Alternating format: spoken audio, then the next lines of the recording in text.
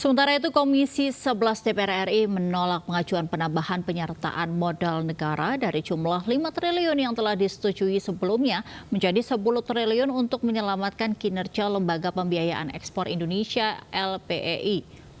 Ya, sejumlah anggota Dewan bahkan meminta lembaga yang telah merugikan negara triliunan rupiah tersebut dibubarkan dan dilebur dengan salah satu bank BUMN.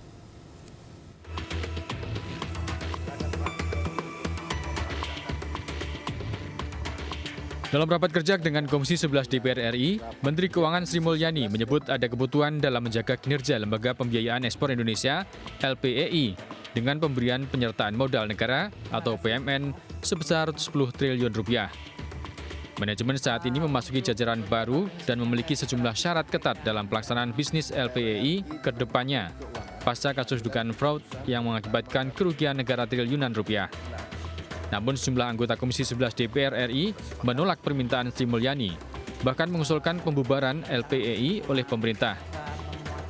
Meski sebelumnya telah disetujui PMN sebesar 5 triliun rupiah, sebaiknya LPEI dilebur dengan bank BUMN lain yang terbukti memiliki kinerja baik dan telah menjadi perusahaan terbuka.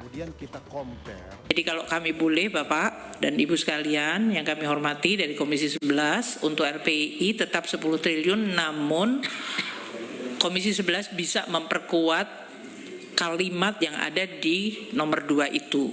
Dari tidak hanya meminta BPK melakukan audit kinerja dan bisnis model, tapi juga memastikan keberlanjutan.